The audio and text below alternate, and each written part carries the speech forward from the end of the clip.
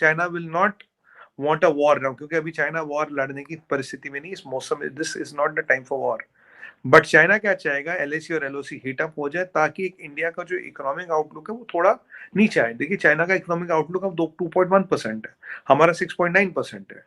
और Morgan Stanley की बातें देखिए, किसी की भी बात देखिए, next 8 years will be around $8.5 trillion economy. China को पता है कि पीपीपी में उनसे आगे निकल जाएंगे, जीडीपी भी उनके आगे निकल जाएंगे। यहाँ हालत क्या है कि चाइना की एयरलाइंस आजकल परसों बैंकरप्सी डिक्लेयर करने वाली है। हेलो दोस्तों, जय हिंद। दोस्तों, सुमित जी का कहना है कि चाइना भारत की तैयारी देखने के लिए इंडियन टेरिटरी में घुसने की कोशिश की है। चाइना के करीब 300 सोल्जर्स ने पूरी तैयारी के साथ इंडियन टेरिटरी में घुसने की कोशिश कर रहे थे, लेकिन भारत के 20-30 सोल्जर्स ने चाइना को लकड़ी से पीटकर हड्डियां तोड़कर मार भगाया। और उनका ये कहना है कि चाइना अभी युद्ध लड़ने की स्थिति में नहीं है। चाइना चाहता है कि भारत को एलएसी और एलओसी में घेर ले ताकि भारत का इकोनॉमी एक्टिविटी कम हो, क्योंकि इस वक्त चाइना की इकोनॉमिक ग्रोथ भारत से कम है। पाकिस्तान मीडिया इसके बारे में और क्या कहते हैं, आज की वीडियो में इसके बारे में चर्चा किया जाएगा। तो चलिए देखते हैं आज की इस वीडियो को। लेकिन इससे पहले अगर आप इस चैनल पे नए हो तो चैनल को सब्सक्राइब करें ताकि हर वीडियो आपको मिलती रहे।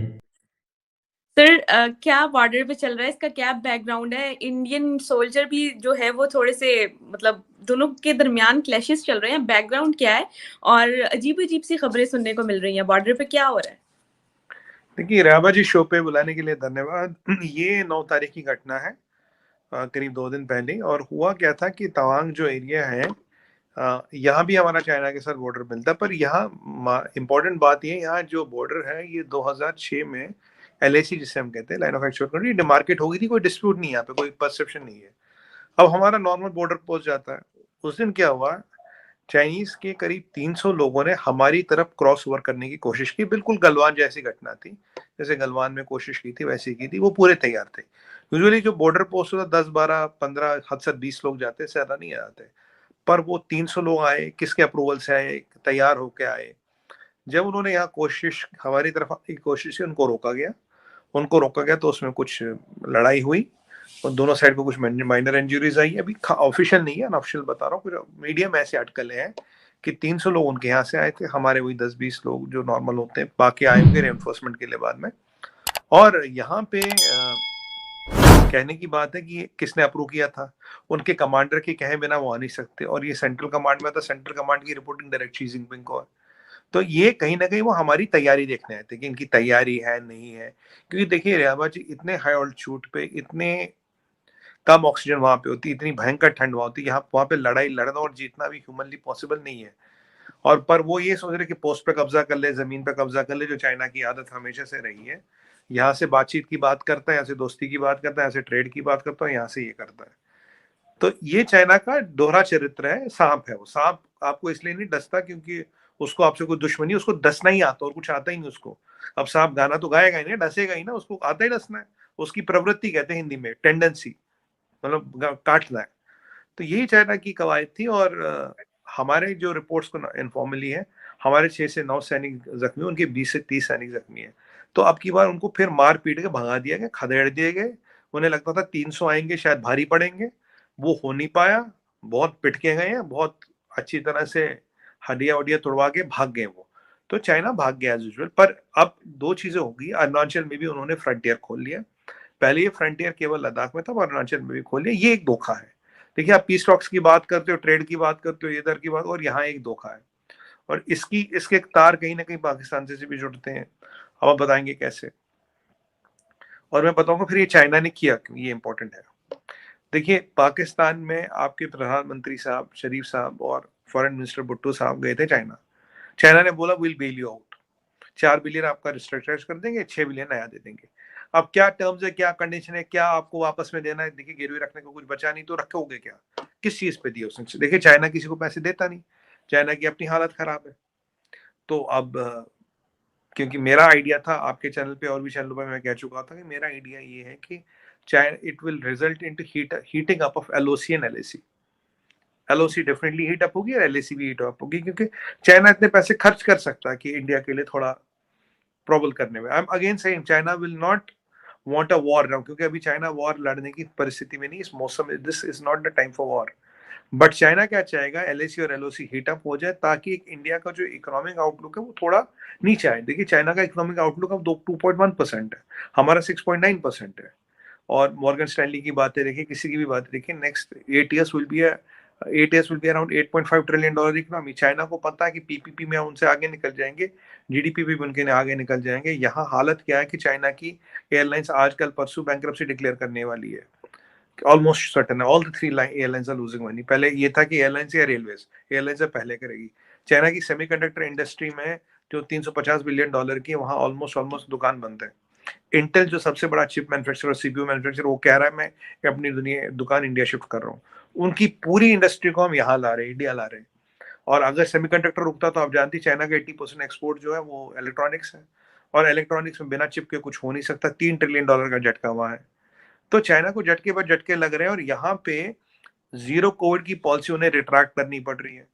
अब तो आप जानते हैं कि 100 से ज्यादा यूनिवर्सिटियों में प्रॉब्लम थी, हर शहर में प्रोटेस्ट हुए। अब जीरो कोविड पॉलिसी रिट्रैक्ट की तो पहले कोविड था ही नहीं ना, फिर तो मिलियंस मारेंगे। भाई अगर आप बीमारी के साथ खेलोगे तो China will lose 100 million people. ऐसा कुछ आप देखिए, कुछ नहीं होगा ऐसा, क्योंकि जीरो कोविड था ही नहीं। दिक्कत ये थी, इकोनॉमी खत्म है। इकोनॉमी को के टूटने से बचाने के लिए जीरो कोविड लगा रखा था। लोगों को घर में बंद करो, बाहर नहीं निकलेंगे, काम नहीं मांगेंगे, प्रोटेस्ट नहीं होंगे। अब प्रोटेस्ट भी हो गया, काम भी मांग रहे हैं। अब क्या करे शी जिनपिंग? तो मैंने ही प्रेडिक्ट किया था कि Xi Jinping will create a theatre out of China. तो ये थिएटर वहां शुरू करा है एलएसी पे या एलओसी में होगा। अब बोलेंगे एलओसी की आपकी बात कैसे हम मान लें? जब ये घटना होती है उसके एक दिन पहले Pakistan rangers fire on BSF और इंटरनेशनल बॉर्डर। ये इंटरनेशनल बॉर्डर पे बीएसएफ पे फायरिंग हुई है महीनों बाद। एक दिन फायरिंग होती है, उसके अगले दिन एलएसी की घटना होती है। और आपके आर्मी चीफ कहाँ गए थे? आपके आर्मी चीफ नए मुनीर साहब गए नहीं पाकिस्तान अफगानिस्तान बॉर्डर, पहले है वो कश्मीर के बॉर्डर, जबकि यहाँ कोई दिक्कत नहीं थी, पीसफुल है। और वहां उन्होंने अपना तकरीर वकरीर की जो भी किया कि, और ये भी बोला था हम इंडिया में घुस के मारने की सलाहियत रखते हैं, ये रखते हैं वो रखते हैं। उसके अगले दिन इंटरनेशनल बॉर्डर पर फायरिंग होती है, उसके अगले दिन चाइना आता है। और जो चाइना में शरीफ साहब और भुट्टो साहब के जो हुआ जी जिनपिंग के बीच, वो किसी को नहीं पता। कुछ तो डील हुई है, क्या डील हुई है? तो ये सारी चीजें हैं जो जियोपॉलिटिक्स में इंपॉर्टेंट करती है। हमने भी एक ऑपरेशन युद्ध अभ्यास भी किया था, मिलिट्री एक्सरसाइज की यूएस के साथ, ओली में। ओली सेम ऑल्टीट्यूड पे एलएसी के, बर्फ है, ठंडे, वैसे ही माहौल है। इवन चाइना ने उसको ऑब्जेक्ट किया था, तो अमेरिका ने कहा नन ऑफ योर बिजनेस। हमने कहा था mind your own business. America ने लिटरली कहा ना नन ऑफ योर बिजनेस। तो अब चाइना कहीं ना कहीं बौखलाया हुआ तो है, इकोनॉमी हालत खराब है। हम, और मैं आपको ये बताऊं, अमेरिका के साथ सबसे ज्यादा मिलिट्री एक्सरसाइज हम ही करते हैं। और अमेरिका एक वाहिद कंट्री हम है जिसके साथ वो सबसे ज्यादा मिलिट्री एक्सरसाइज करता है। हम उसके खिलाफ लड़ाई की तैयारी अमेरिका के साथ कर रहे हैं। एक्सरसाइज का मतलब ये है, कहीं ना कहीं आप साथ लड़ने की प्रैक्टिस कर रहे हो। और अब आप साउथ चाइना में सी में देखें, इंडियन ओशन में एक्सरसाइजेस देखें, अब हाई ऑल्टीट्यूड हिमालयाज में एक्सरसाइजेस देखें, ये हो रही है। तो ये चाइना कहीं ना कहीं बौखलाया हुआ, और इकोनॉमिक आउटलुक उसका दिन ब दिन नीचे जा रहा है, और उसकी इकोनॉमी की हालत खराब हो रही है। अब वो ये चाहता है कि इंडिया में भी एक दो फ्लैश पॉइंट्स बनाए, ताकि इंडिया का इकोनॉमिक आउटलुक नेगेटिव दिखे, इंडिया इतनी तरक्की ना कर पाए, इतना आगे ना जा पाए। क्योंकि अल्टीमेटली उसे पता है कि यार इंडिया को आप हथियार और मैन पावर पे तो हला नहीं सकते। तो आप ये कहीं ना कहीं आप कहते हो कि भाई हम बड़ी इकोनॉमी, आप वो भी टूट रहे हो। अगर इकोनॉमी अब इंडिया आपसे बड़ी कहीं बन जाए, तो आपके पास तो मुंह दिखाने लायक कुछ नहीं बचेगा ना। और अब की बार क्या हुआ, शी जिनपिंग के बंदे भाग गए। अगर देखिए गलवान में अब तो पक्की खबर हो गई ना कि रिहाबाजी 121 लोग मरे थे। मैं तो मैं भी अब भी 135 का नंबर कहता हूँ, पर कोई 111, 121, 135 ये नंबर चल रहा है। मेरा नंबर 135 है, बट मैं चलिए 111 पे भी लूं। हमारे 20 भाई शहीद हुए थे, उनके 111 लोग मरे, जिनको फ्यूनरल भी नहीं मिला, जिनको कोई सम्मान नहीं मिला। अगर अब की बार फिर चाइना के साथ ये हालत होती, चाइना की नाक इंटरनेशनली कट जाती। चाइना, इसलिए वो इज्जत बचा के भागे, हड्डियां तोड़ाए और इज्जत बचा के भागे चीनी। बट हमें ये समझ आता है कि चाइना पे कोई भरोसा नहीं कर सकता।